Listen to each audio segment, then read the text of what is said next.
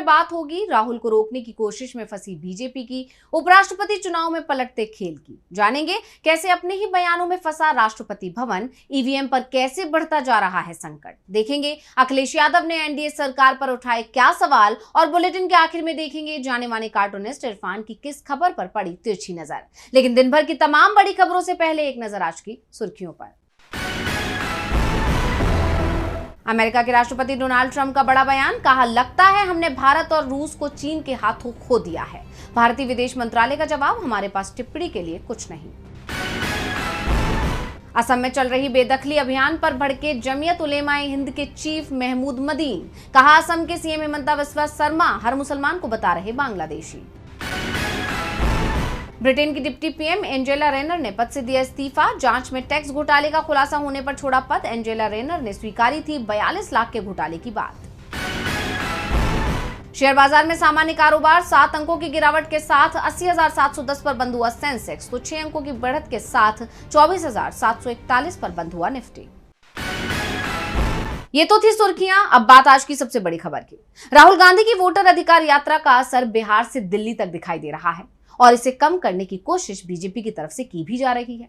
इसी के चलते बीजेपी ने बिहार बंद बुलाया, लेकिन ये बंद भी बीजेपी पर भारी पड़ गया। एनडीए के सहयोगी ही अब मान रहे हैं कि राहुल का दबदबा बढ़ा है, तो महागठबंधन ने बीजेपी पर हमले तेज कर दिए हैं। तो कैसे बिहार बंद से फंस गई बीजेपी, देखिए रिपोर्ट में। बिहार बंद के दौरान जिस तरह की अराजकता का नजारा दिखाई दिया, उससे नीतीश सरकार पर तो सवाल उठ ही रहे हैं। बीजेपी पर सबसे ज्यादा सवाल उठ रहे हैं, क्योंकि बंद बीजेपी ने बुलाया था, उसके कार्यकर्ता ही सड़क पर दिखे। बीजेपी के सहयोगी दलों ने इस बंद से दूरी ही बनाए रखी। बंद के खिलाफ बीजेपी के सहयोगी दल के नेता नहीं दिखाई दिए। इस दौरान जो वीडियो सामने आए, उससे बिहार के लोग भड़के हुए हैं और अब लालू यादव ने इसे बिहार के सम्मान से जोड़ दिया है। लालू यादव ने ट्वीट किया, ए मोदी जी, विक्ट्री चाहिए बिहार से और फैक्ट्री दीजिएगा गुजरात में। ये गुजराती फॉर्मूला बिहार में नहीं चलेगा। लालू ने दूसरे पोस्ट में बिहार बंद के दौरान बीजेपी नेताओं की तरफ से फैलाई गई अराजकता का वीडियो भी पोस्ट किया। उन्होंने लिखा, 4 सितंबर को बिहार में सम्राट चौधरी और अमित शाह के गुंडों ने उत्पात मचाया। लालू यादव की तरह ही तेजस्वी यादव ने भी बिहार बंद पर सवाल उठाए। उन्होंने कहा कि वाह मोदी जी वाह, काश रैली की तरह बिहार बंद के लिए भी भाड़े पर लोग बुला लेते। जैसे रैली में पुलिस और प्रशासन पर दबाव देते हैं, ऐसे ही बंद के लिए पुलिस को ही बोल देते, वो ही ट्रैफिक रुकवा देते। विश्व की सबसे बड़ी पार्टी बीजेपी ने कल बिहार में दुनिया भर की गुंडागर्दी की। भाजपाई गुंडों ने सरेआम महिलाओं, शिक्षिकाओं के साथ गलत बर्ताव किया, गर्भवती महिलाओं को रोका, बुजुर्गों को धक्का दिया, छात्राओं के साथ दुर्व्यवहार किया, बच्चों को स्कूल जाने से रोका, एम्बुलेंस को रोका, शहीद के परिजनों को पीटा। लेकिन फिर भी ये नकारे लोग पंचायत तो छोड़िए, एक वार्ड तक बंद नहीं करा पाए। धिक्कार है। तेजस्वी ने साफ कर दिया कि बीजेपी ने गुंडागर्दी की, लेकिन फिर भी बिहार बंद को सफल नहीं बना पाई और यही कारण रहा कि बिहार की मीडिया में भी बंद को लेकर कवरेज नहीं दिखाई दी, जबकि बीजेपी के छोटे से छोटे कार्यक्रम को पहले बड़ी कवरेज मिलती थी। तेजस्वी ने मीडिया पर भी सवाल उठाए। उन्होंने कहा, बीजेपी की गुंडाई पर गोदी मीडिया को सांप सूंघ गया। बेचारे ने इस पर कोई डिबेट नहीं की।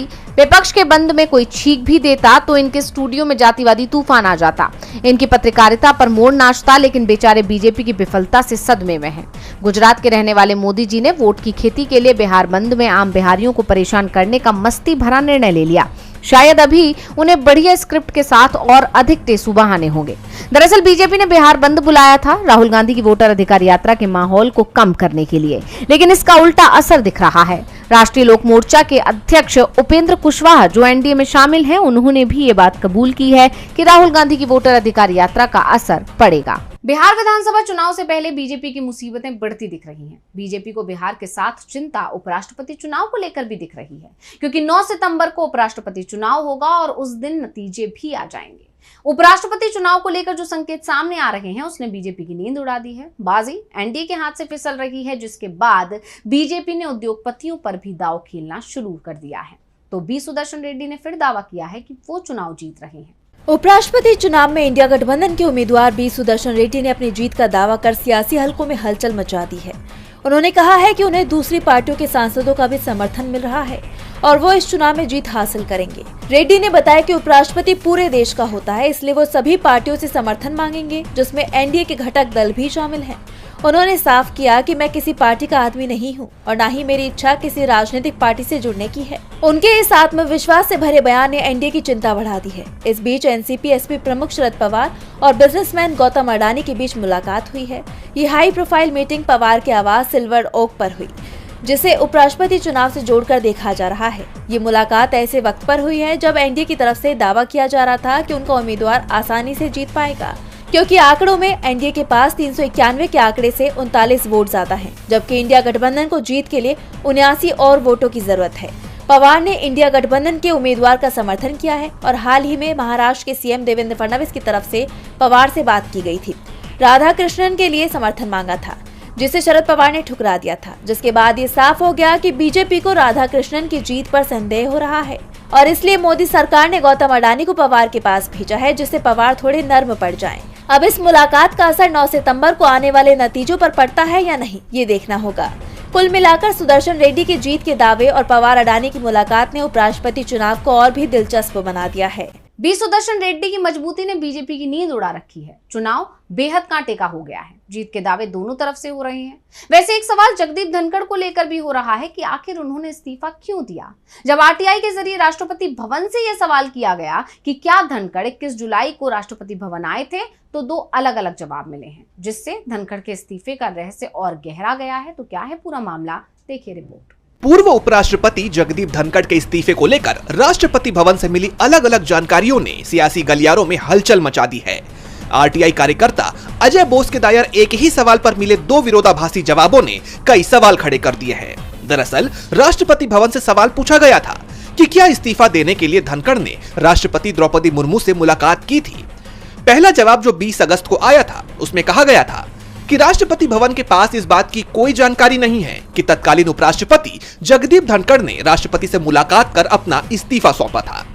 लेकिन वहीं 4 सितंबर को मिले दूसरे जवाब में स्वीकारा गया कि तत्कालीन उपराष्ट्रपति धनखड़ ने राष्ट्रपति द्रौपदी मुर्मू से मुलाकात की थी। एक ही सवाल के 2 अलग अलग जवाबों ने यह सवाल खड़ा कर दिया है कि आखिर कौन सा जवाब सही है और कौन सा गलत। राजनीतिक जानकारों का पूछना है कि क्या राष्ट्रपति भवन जैसी सर्वोच्च संवैधानिक संस्था भी झूठ बोल रही है? अगर हाँ, तो इसके पीछे की वजह क्या है? क्या ये जानकारी जानबूझकर छिपाई गई या फिर ये महज एक मानवीय भूल है?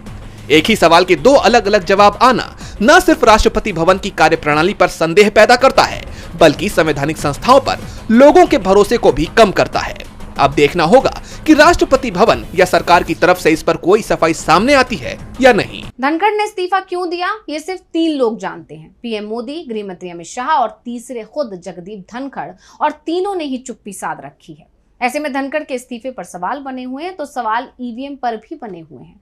विपक्ष लगातार ईवीएम की जगह बैलेट पेपर से वोटिंग की मांग कर रहा है और अब कांग्रेस की सरकार ने तो ईवीएम हटाकर बैलेट पर रोकने का फैसला भी कर लिया है। कर्नाटक सरकार ने एक ऐसा कदम उठाया है जिसने विपक्ष की वोट चोरी और चुनाव में धांधली के खिलाफ जारी मुहिम को और बल दे दिया है। कर्नाटक कैबिनेट ने एक बड़ा फैसला लेते हुए राज्य चुनाव आयोग से आगामी पंचायत और शहरी निकाय चुनाव ईवीएम की जगह बैलेट पेपर से कराने की सिफारिश की है। सरकार का तर्क है कि ईवीएम पर जनता का भरोसा कम हो रहा है। ये फैसला ऐसे वक्त पर आया है जब पूरे देश में विपक्ष वोट चोरी और चुनाव में धांधली के खिलाफ मोर्चा खोले हुए है और बैलेट पेपर से चुनाव कराने की मांग कर रहा है। कानून और संसदीय कार्य मंत्री एच.के. पाटिल ने मीडिया को बताया कि यह फैसला सोच समझकर लिया गया है। उन्होंने ये भी कहा कि सरकार वोटर लिस्ट में सुधार के लिए भी कदम उठा रही है ताकि वोट चोरी की शिकायतों को खत्म किया जा सके। जानकारों का मानना है कि कर्नाटक सरकार का ये कदम दूसरे राज्यों में भी बैलेट पेपर से चुनाव कराने की मांग को और तेज कर सकता है। इससे ये भी साफ हो गया है कि कांग्रेस वोट चोरी के आरोपों को लेकर कितनी गंभीर है और फिलहाल जहां उसकी सरकार है वहां वो इस बदलाव को लाने की दिशा में काम करती हुई नजर आ रही है। अब सवाल ये है कि क्या राज्य चुनाव आयोग कर्नाटक सरकार की इस मांग को मानेगा? क्या पंचायत और शहरी निकाय चुनाव ईवीएम की जगह बैलेट पेपर से ही होंगे? ये तो आने वाला वक्त ही बताएगा। कर्नाटक में अगर बैलेट पेपर से चुनाव होते हैं और कांग्रेस को बड़ी जीत मिलती है, तो फिर बीजेपी की लोकसभा चुनाव और हाल में कुछ राज्यों में हुए विधानसभा चुनाव में मिली जीत पर उठ रहे सवाल और गहरे हो जाएंगे। वैसे बीजेपी पर सवाल उनकी नीतियों को लेकर भी उठ रहे हैं। सपा चीफ अखिलेश यादव ने जीएसटी से लेकर रोजगार तक कई मुद्दों पर बीजेपी को घेरा है। तो क्या कहा है अखिलेश ने, देखेंगे रिपोर्ट। सपा प्रमुख अखिलेश यादव ने बीजेपी पर जोरदार हमला बोला है। एक प्रेस कॉन्फ्रेंस में उन्होंने बीजेपी को इस्तेमाली पार्टी करार देते हुए तमाम मुद्दों पर घेरा। अखिलेश ने आरोप लगाया कि बीजेपी पहले इस्तेमाल करे फिर बर्बाद करे वाले फॉर्मूले पर काम करती है। भारतीय जनता पार्टी इस्तेमाली पार्टी है, पहले इस्तेमाल करेगी फिर बर्बाद करेगी। अखिलेश का इशारा इस तरफ था कि बीजेपी पहले क्षेत्रीय पार्टियों को सत्ता पर काबिज होने के लिए इस्तेमाल करती है और फिर उन पार्टियों का ग्राफ ढलान की ओर चला जाता है। इसके साथ ही अखिलेश ने जीएसटी पर सरकार के हालिया फैसले पर भी निशाना साधा। उन्होंने कहा कि जीएसटी सिर्फ बिहार चुनाव के लिए कम की गई है, लेकिन इससे मुनाफाखोरी कम नहीं होगी। वहीं बेरोजगारी के मुद्दे पर सरकार को घेरते हुए अखिलेश ने कहा कि बीजेपी सरकार की नीतियां ही देश में बेरोजगारी की सबसे बड़ी वजह है। सरकार के एजेंडे में युवाओं को नौकरी देना शामिल ही नहीं है कि देश की शिक्षा व्यवस्था को लगातार बर्बाद किया जा रहा है, जिससे छात्रों और शिक्षकों में निराशा है। नौकरी भारतीय जनता पार्टी के एजेंडे में ही नहीं है। अगर नौकरी एजेंडे में होती तो 69,000 शिक्षकों को आंदोलन नहीं करना पड़ता, 27,000 प्राइमरी स्कूल नहीं बंद करती सरकार। अखिलेश ने कहा कि जब अच्छी शिक्षा ही नहीं होगी तो रोजगार कहां से आएगा। उन्होंने आरोप लगाया कि सरकार सिर्फ दावे कर रही है, जबकि युवा रोजगार की तलाश में भटक रहे हैं।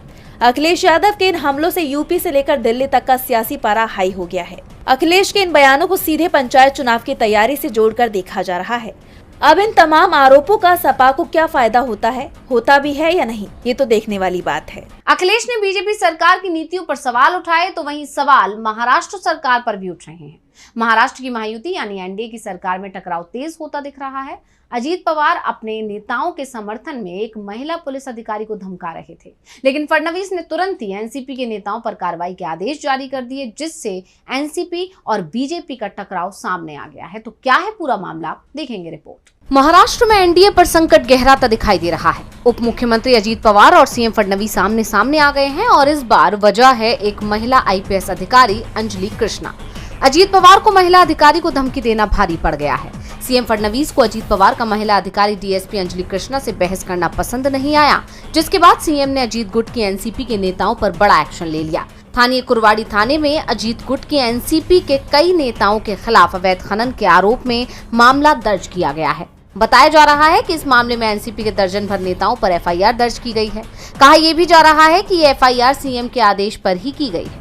बता दें कि अजीत पवार और डिप्टी एसपी अंजलि कृष्णा के बीच हुई फोन पर बातचीत का एक वीडियो वायरल हो रहा है, जिसमें अजीत पवार महिला आईपीएस अधिकारी को मुरुम उत्खनन की कार्रवाई तुरंत रोकने के लिए कह रहे हैं और आदेश न मानने पर कार्रवाई की धमकी भी दे रहे हैं। जिसके बाद ये सवाल उठ रहे थे कि क्या अजीत पवार ने सीधे सीधे सीएम फडणवीस को चुनौती दे दी है, क्योंकि गृह मंत्रालय जिसमें पुलिस विभाग आता है वो सीएम फडणवीस के पास है, लेकिन एक्शन लेने की बात अजीत पवार कर रहे थे। ऐसे में सवाल ये उठ रहे हैं कि क्या डिप्टी सीएम अजीत पवार ने सीएम फडणवीस के डिपार्टमेंट में दखलंदाजी की है, लेकिन फडणवीस को यह दखल देना अच्छा नहीं लगा।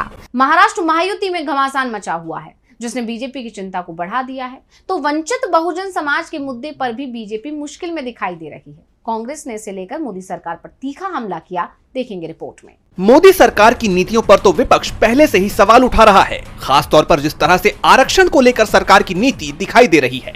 संविधान बदलने की बात कही जा रही है, उसके खिलाफ कांग्रेस नेता राहुल गांधी पूरे देश भर में अभियान चला रहे हैं। विपक्ष के दबाव में ही लैटरल एंट्री से लेकर संविधान की प्रस्तावना में बदलाव की बीजेपी की कोशिश कामयाब नहीं हो पाई, लेकिन वंचित बहुजन समाज यानी एससी, एसटी और ओबीसी, जिनकी संख्या देश में 90% है, उनके हक को रोकने की कोशिश जरूर हो रही है। इसे लेकर कांग्रेस के एससी, एसटी और ओबीसी मोर्चों के अध्यक्षों ने साझा प्रेस कॉन्फ्रेंस कर मोदी सरकार पर सवालों की बौछार कर दी। कांग्रेस ओबीसी मोर्चा के अध्यक्ष अनिल जयहिंद ने आरोप लगाया कि भर्तियों में आजकल दलित और पिछड़े समाज के उम्मीदवारों के साथ भेदभाव किया जा रहा है और इसके लिए एक नया जुमला बनाया गया है, एनएफएस का। ये बातें हर बार सामने आती हैं कि लोगों के पास सारी योग्यताएं होने के बावजूद एससी, एसटी और ओबीसी समुदाय के लिए आरक्षित सीटों पर नॉट फाउंड सुटेबल बताकर सीटें खाली रखी जा रही हैं। संस्थानों में एक चीज और चल रही है, एनएफएस, यानी कि एक अपॉइंटमेंट होनी है। मान लीजिए अब हम 2 डॉक्टर बैठे हैं तो डॉक्टर की बात कर लेते हैं। एक डॉक्टर की अपॉइंटमेंट होनी है और एमबीबीएस की डिग्री चाहिए, 5 साल का तजुर्बा चाहिए। और हमारे ओबीसी, एससी, एसटी के बच्चे जब जाते हैं उनमें डिग्री भी होती है, अनुभव भी होता है, लेकिन फिर भी मनुवादी मानसिकता का जो आदमी वहां बैठा है वो कह देगा NFS, नॉट फाउंड सुटेबल। अब ये क्या मतलब है, क्या चीज है, हमें तो आज तक समझ में नहीं आई। आपकी रिक्वायरमेंट है MBBS की डिग्री, वो है। आपकी रिक्वायरमेंट है 5 साल का अनुभव, वो है। फिर NFS कैसे हो गया? तो ये एक नया तरीका जो नव मनुवाद जिसको कहते हैं ना आधुनिक युग का, वो NFS के थ्रू किया जा रहा है।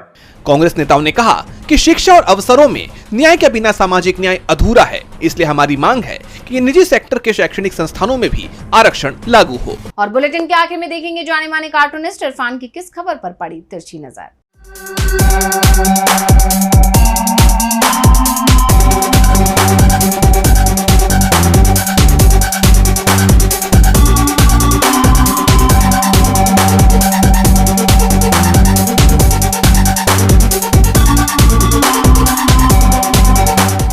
पहले शिक्षक दिवस पर लोग अपने अपने शिक्षकों को ढूंढ कर उनको बधाई दिया करते थे, उनका आशीर्वाद लिया करते थे।